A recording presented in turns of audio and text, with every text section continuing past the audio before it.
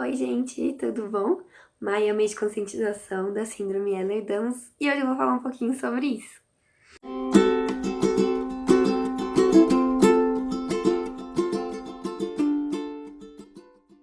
Bom, gente, primeiro, me desculpe por essa voz horrível, é porque eu tô com faringite e eu tava esperando ela passar pra poder gravar o vídeo, porém, ela não parece querer ir embora tão cedo, então eu vou ter que gravar assim mesmo. Mas eu já tô bem melhor do que eu tava antes, mas vamos lá. Maio é o mês de conscientização da síndrome Ehlers-Danlos. Então, todas as páginas e todas as pessoas elas estão fazendo movimentos na internet para divulgar a síndrome, mas como sempre, são sempre perfis em inglês. Então, eu resolvi fazer um vídeo. Eu tô postando algumas coisas no Insta também, que se você não segue, segue lá. E eu reuni alguns fatos e mitos sobre a síndrome que estão por aí na internet e que as pessoas que têm a síndrome também relatam escutar bastante, algumas coisas que acontecem com a síndrome. Bom, então vamos lá. O mito é, as pessoas acham que todas as pessoas com a síndrome têm os mesmos sintomas. Não é verdade. Cada pessoa com a síndrome é única. Uma pessoa pode ter o mesmo tipo da síndrome e apresentar sintomas completamente diferentes da outra. Por isso é impossível você comparar casos e pensar assim, porque aconteceu com essa, vai acontecer com a outra. Não. No meu caso, por exemplo, eu conheço pessoas que têm a hipermobilidade também, mas muitos precisam de apoio para andar, outros não conseguem ficar em pé. Eu até consigo, mas assim, por causa de outros problemas, eu não posso ficar muito tempo em pé, mas não por causa da síndrome mesmo. Tem muita gente que tem dificuldade de equilíbrio, então às vezes precisa de um andador, ou às vezes opta pela cadeira de rodas quando vai fazer uma caminhada muito longa, ou quando vai para um lugar que tem que se locomover bastante, ou até mesmo no dia a dia. Tem pessoas que usam alguns dias, outros dias não. Então varia muito. Não tem. Existem os sinais clássicos, existem os vários sintomas que compõem a síndrome, porém eles podem aparecer ou não, e eles podem aparecer de um grau mais leve até um grau mais severo. Outro fato sobre a síndrome é, as pessoas com a síndrome, elas têm a pele extremamente suave e aveludada. Então, quando você olha pra ela, ela parece... eu não sei se a minha é assim, eu nunca parei pra reparar, eu sei que a minha pele é translúcida, dá pra ver bastante veias e todas essas coisas, e qualquer coisinha aparece. E por causa disso, por causa da falta do colágeno, a gente tem muitos hematomas, muitas cicatrizes, muitos machucadinhos na pele, tudo vira uma coisa muito feia, assim. Tipo, eu tenho algumas cicatrizes que são brancas, algumas cicatrizes que ficaram escuras, meio roxas e não saem mais. E alguns queloides também. Eu não tenho tanto queloide. Tem gente que forma muito queloide, tipo, picada de mosquito vira queloide. No meu caso, não, mas ficam umas manchinhas arredondadas, brancas no lugar e fica parecendo aquelas manchas de sol. Eu não me incomodo tanto com isso porque as minhas não aparecem tanto e eu tento tomar o máximo de cuidado para não esbarrar nas coisas e machucar, mas isso é meio impossível, né? Porque graças à síndrome, a minha noção espacial é bem ruim. Eu acabo me machucando bastante até. E eles demoram bastante pra sumir e às vezes as cicatrizes ficam pra sempre. Então, é isso. Hematoma, os arranhões, tudo fica marca e a pele é muito, muito, muito sensível. Muita gente acha que a pessoa que tem a síndrome exagera em dizer que tem dores, porque a gente tá aí funcionando todos os dias, né? A gente tá trabalhando, cuidando da casa, saindo com os amigos, se divertindo e tudo mais, com um sorriso no rosto. Mas, gente, a dor não tá só na nossa cabeça, ela existe, ela é muito real. Eu sinto dor 24 horas por dia, todos os segundos da minha existência eu tô sentindo dor. E eu não fico falando sobre isso, porque eu acho que é meio cansativo as pessoas virem perguntar: oi, tudo bem? Eu falo assim: não, tô com dor.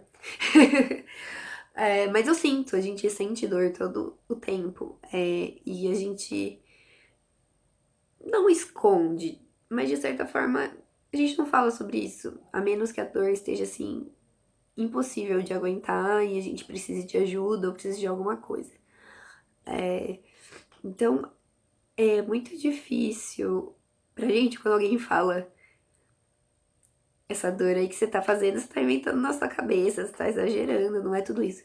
É sim, gente. Dor crônica é um negócio assim que eu não desejo pra ninguém. Porque é o tempo todo você tá lá na escola, tá doendo. Você tá na faculdade, tá doendo. Você acorda, tá doendo. Você vai dormir, tá doendo. Tudo que você faz tá doendo o tempo todo. E se você não tirar a sua atenção disso e focar nas outras coisas, você enlouquece. Porque eu quase enlouqueci com isso. Mas tem dias que não tem como ignorar ela. Ela tá ali e ela tá tipo, oi, me dá atenção. E aí não tem jeito. Aí você é um dia perdido. Então, entendam que dói. Dói sim, dói muito. Muita gente acha que ter a síndrome é ser apenas mais flexível. Tipo, ah, que legal, você consegue fazer isso, consegue fazer aquilo. É só flexibilidade mesmo. Não, não é só flexibilidade, gente, porque afeta várias outras partes do corpo, além das articulações. Afeta pele, olhos, gengiva, órgãos, todo o tecido conjuntivo. Então, é muito sofrido. Porque tudo que tá no teu corpo é afetado, entendeu? Então tudo tem alguma coisa que não funciona direito. E ser flexível, que na verdade não é bem ser flexível, mas ser hipermóvel, não, não é um negócio tão legal assim, porque existe uma diferença entre ser hipermóvel e ser flexível. Pessoas que são flexíveis, elas conquistaram isso, ou elas têm já uma certa predisposição através de exercícios, fazendo alongamentos, e isso não causa nenhum dano para elas. Agora, a hipermobilidade, ela não tem uma parada, entendeu? Você começa a dobrar e você vai dobrando, dobrando, dobrando até você deslocar. Então, assim, não tem um limite ali, tipo, ah, não, até aqui é um limite seguro, eu vou parar. Não, o corpo só vai, entendeu? E aí desloca, aí dá subluxação, muita dor, porque deslocar dói, dói muito. E tudo bem que eu ponho de volta no lugar, entendeu? Mas dói. Não é tipo assim, ah, que legal, vou tirar meu braço do lugar e pôr de volta. Fora que isso pode danificar os encaixes, né? A minha própria geneticista falou que precisava tomar cuidado com isso, porque pode ser que uma hora o encaixe do osso, sei lá, seja danificado e aí esse osso não vai ficar mais encaixado ali. E aí vai cair. Então, não é tão legal assim. Todo mundo fala, ai, você é super flexível, deve ser muito legal porque você faz balé. Não, gente, não é. Não é legal. Eu sinto, assim, não vou dizer que eu sinto menos dor porque eu não sei mais o meu nível de dor em aula de alongamento, essas coisas. Mas eu tô em dor o tempo todo e eu corro o risco de me machucar o tempo todo, de estender as coisas. Então não é divertido ser hipermóvel. Muita gente diz e acha assim, ah, você tá só deprimido, por isso que você fica muito tempo na cama, por isso que você sente muita dor, por isso que você tá cansado. Não, gente.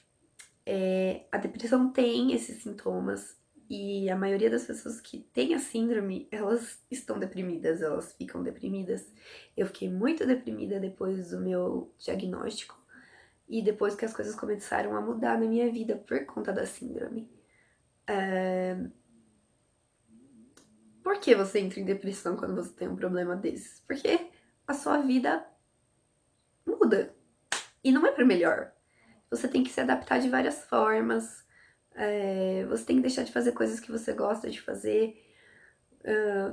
Tudo muda. Então, é meio que uma comorbidade da síndrome você ficar deprimido. Até você conseguir se recuperar. A depressão é uma coisa, a síndrome é outra. Elas podem ocorrer juntas, coexistirem? Pode. Mas a depressão tem a sua sintomatologia e a síndrome tem a sua. Então, a dor, a fadiga, o desânimo, tudo isso é da síndrome. Porque você tá cansado. Seu corpo tá cansado. Seu corpo não se aguenta, entendeu? Aí você não aguenta mais o seu corpo. Porque ele não funciona. Ele não funciona corretamente. E aí você fica assim, legal, como que eu vou fazer as coisas se meu corpo não funciona? Aí você tenta fazer as coisas, aí você cansa, você se machuca. E isso vai te deixando cada vez mais deprimido. É assim, é uma consequência real, quase que impossível de não existir. Eu, pelo menos, não conheço ninguém que tenha a síndrome, que eu tenha conhecido até hoje, e que não tenha passado por um momento de depressão.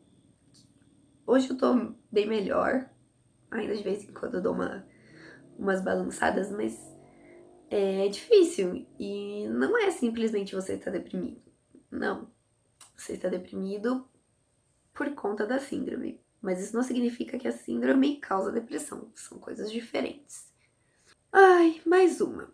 Quando tem muita gente que fala assim: ai, nossa, mas você parece tão bem, você tá maquiada, você tá sorrindo, você tá saindo com as pessoas, saindo com seus amigos, indo pra festas, não sei o que, você deve estar se sentindo bem, você já deve ter melhorado da sua doença.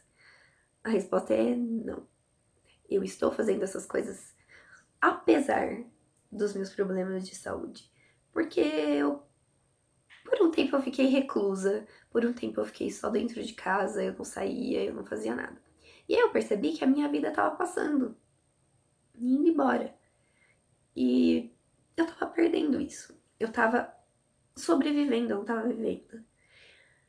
E aí eu resolvi que eu ia fazer as coisas. E eu ia sofrer um pouco com isso, mas eu precisava fazer. Então eu saio com os meus amigos, eu faço balé, eu trabalho, eu faço várias atividades.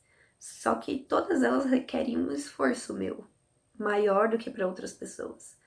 Então tudo que eu faço, eu tô fazendo apesar dos meus sintomas e apesar do meu estado de saúde.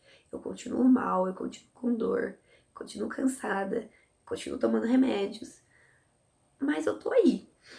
Eu tô tentando viver, né? Apesar disso. E, então é muito difícil quando uma pessoa tem uma doença que ela é invisível, ela não tá ali na cara, não dá pra ver, tipo, no meu rosto, no meu corpo, que eu tenho alguma coisa. É muito comum as pessoas julgarem e falarem assim, ah, mas ela tá sorrindo, ela tá super bem. Não deve estar acontecendo mais nada com ela. Não, tá sim. O externo é só a pontinha do iceberg. Então, nunca julguem uma pessoa só porque ela parece que ela tá bem. Às vezes ela não tá. Bom, tem um mito que rola por aí, que eu também não sabia disso depois que eu pesquisei, que eu descobri, que as pessoas costumam achar que a síndrome ela tem um biotipo, que são pessoas brancas, altas e bem magras, meio esqueléticas, e a pele bem clara, que, né, é por causa, tem toda essa questão da pele aveludada e tal, translúcida, mas isso não é verdade, e que afeta mais mulheres. Mas isso não é verdade. A síndrome não tem um padrão. Cada pessoa, cada indivíduo é diferente e afeta qualquer raça, qualquer etnia, alto, baixo, gordo, magro, independente. Ela é uma mutação genética. Então não existe um biotipo. Eu não sei se estou falando besteira, mas, por exemplo, Marfan, que é outra síndrome, eles costumam ter braços longos, membros longos, braços longos e pernas compridas, serem bem magros, bem altos, eles têm esse porte. Tanto que o meu diagnóstico diferencial entre Marfan e Ehlers-Danlos foi justamente a medida dos membros, né? Se a medida dos membros estivesse fora do padrão normal, eu poderia ser considerada como Marfan e ela iria, minha geneticista, né? Iria iniciar a investigação para Marfan. Como não teve, ela fechou o diagnóstico como Ehlers-Danlos mesmo. Então, acho que é isso, gente. Muito obrigada por assistirem mais um vídeo. Se você curtiu o vídeo, dá um like, se inscreve no canal, me ajuda a disseminar essa ideia, me ajude a conscientizar as pessoas a respeito da síndrome, porque quanto mais gente fala, mais gente vai conhecer. Então, é isso. Muito obrigada e até a próxima. É um mês que a gente